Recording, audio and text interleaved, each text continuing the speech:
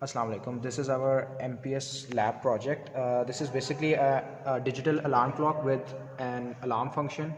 Now, first of all, I would like to explain the features. So simply the features of the alarm clock are it can be used to set a fixed time, which can be used as an alarm function. And secondly, it has a continuous vector interrupt function, and it has a continuous delay function. So if you want to measure time using any in any industrial application, then this can be very useful for measuring the time in any industrial application, you can say, or in any real life application as well, because this is a simple alarm clock function. So we haven't used any RTC module or any timer, but the main thing that this project runs on is basically the SysTick timer of the tm4c microcontroller. So now that I've explained the features, I would like to touch on the code as well. This is the code of the MPS lab project, and as you can see, firstly in the code we have pre-made certain functions, and we've labeled them here. You can see these functions.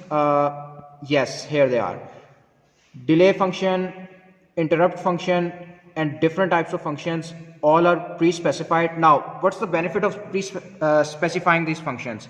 Well, in the later stages of the code, whenever we call a vector interrupt, then these functions can be used without any declaration or initialization, because we've already predefined these functions. Now, as I've said, the predefined functions were, there is no delay function, but rather we have used an interrupt function. We have used a SysTick handler function, an enable interrupt, and a SysTick initialization. So as I've said, this project's sole core body relies on SysTick timer, but you can see that apart from this, the requisites of this project can be, you can say, the disable interrupt and the SysTick initialization. Now, when we move further down, you can see the ports of the LCD, sorry, being initialized, being locked and unlocked.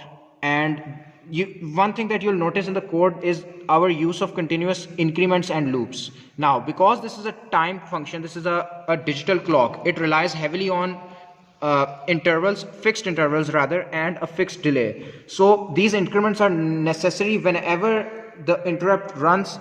We need these increments so that our LCD shows the time moving forward. Now, moving down, here you can see different cases. Now, these cases represents the switching mechanism of our alarm clock. When the switch is pressed for increment, 1 second increment is added, and if we want to do it in minute format, then that can also be done. In hour format, that can also be done. So one is an increment switching system. Now another increment system is that of the format setting. So two increment systems basically we have used, and these are the case point switches, the program code really of the switches that we have done.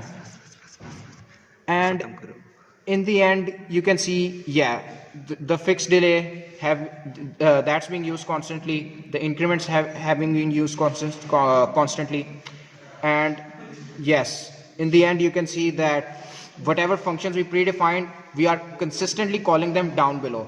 So that was the main advantage of using predefined functions. Yeah, so this pretty much sums up our project. Now I'll set my alarm. As you can see, it's 21:47. Now I'll go in the setting mode.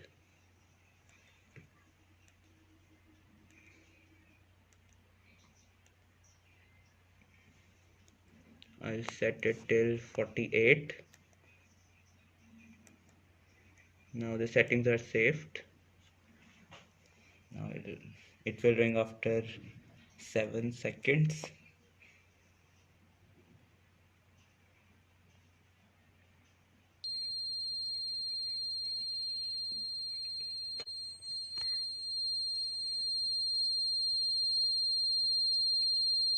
It will ring till until it's 49, and thank you.